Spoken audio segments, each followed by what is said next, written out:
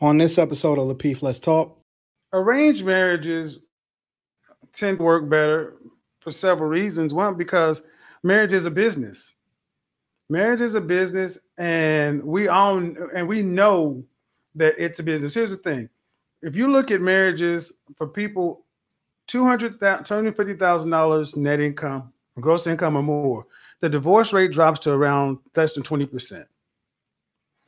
Prior to 1930, there didn't used to be an engagement period.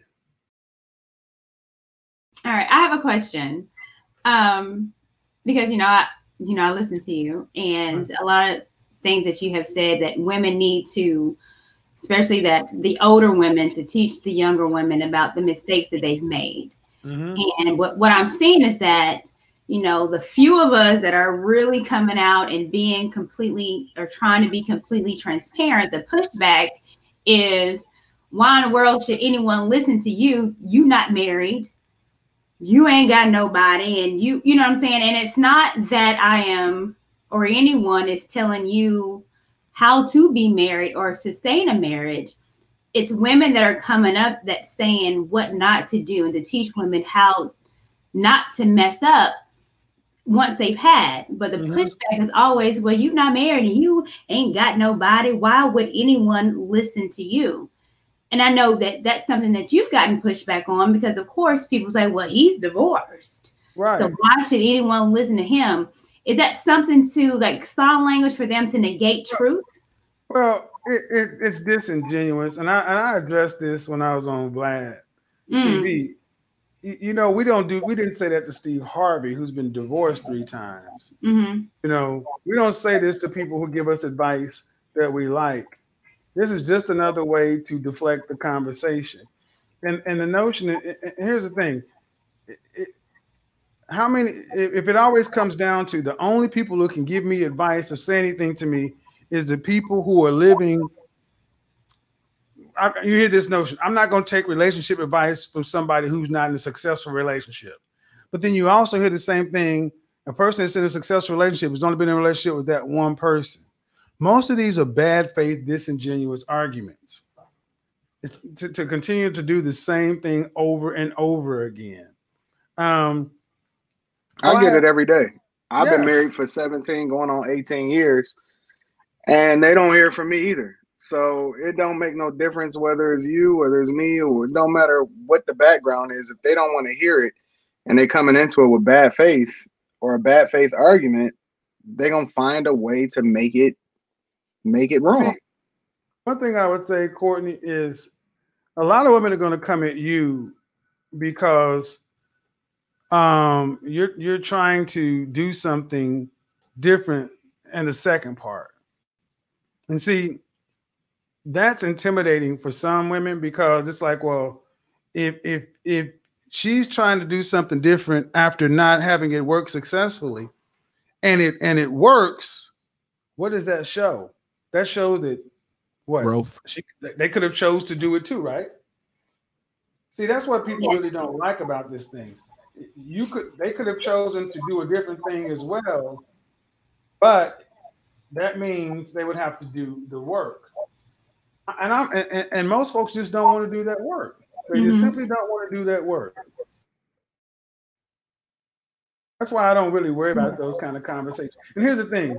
It didn't stop, when I was in church, the pastor didn't say, well, you can't teach the singles ministry because you've been divorced. It was who has a better grasp of the scripture and the gospel, and really trying to understand what we're trying to get accomplished.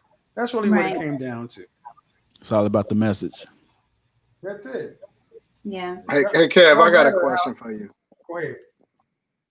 So I often say that my relationship or my marriage is not a partnership. It's a benevolent dictatorship. And obviously my wife absolutely aligns with it, right? When I say that the foundation of my marriage has nothing to do with looks, it has nothing to do with love, it has nothing to do with none of that. That doesn't mean we don't love each other, that we haven't grown to love each other.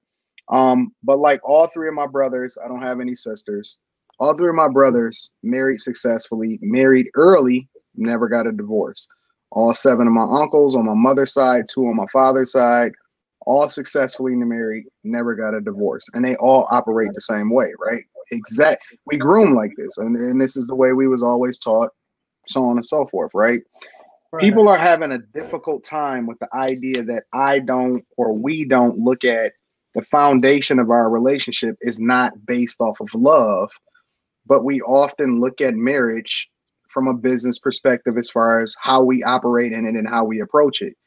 Can you speak on that narrative or the idea behind love being the foundation of a relationship versus other things that you build on, and why maybe even arranged marriages are a lot more successful than people picking for themselves? Well, okay.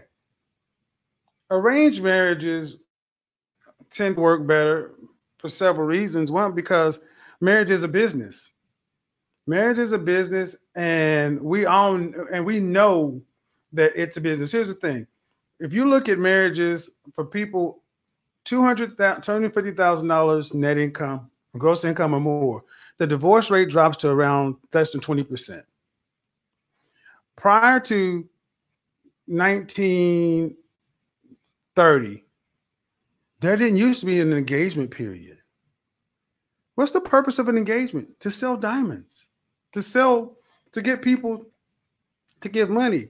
If Anton was Kay's father and I wanted to marry Kay, I had to roll up on Anton and say, hey, Mr. Daniels, I have need of a wife. I hear you have a daughter of marrying age. Yes, I do. All right. Here's who I am. And here's what I'm willing to do. And we'd have a discussion.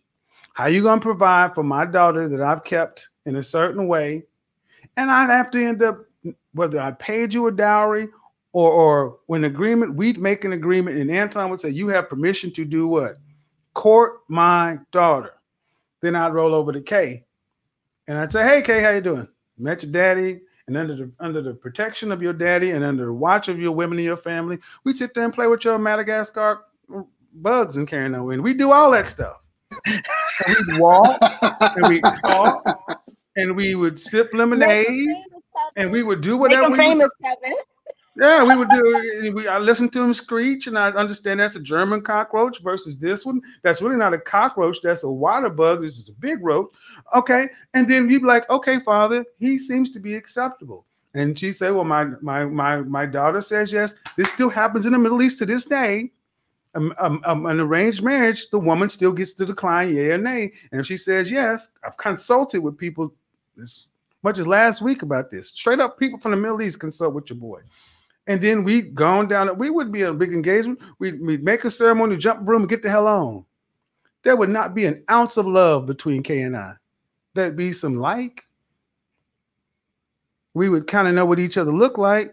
But the first night we were a husband and wife would be the first time we would kiss.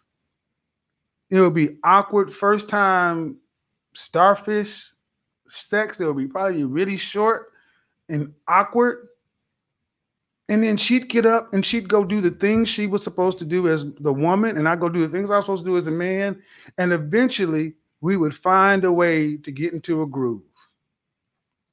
And those things are, and if you have a relationship that's built on more than love, because if you've ever loved somebody, that's a feeling. Those feelings can come up and down, but what makes relationships last a long time is the duty that Kay has to her dad. I can't leave my husband because my father said this man and he paid and my father and this man have an agreement. And if I left, it would make the family look bad. It would make my brothers look bad. My sisters look bad. There's more to it. It's not all about how we feel. So I would say, fuck our feelings. It has to be more.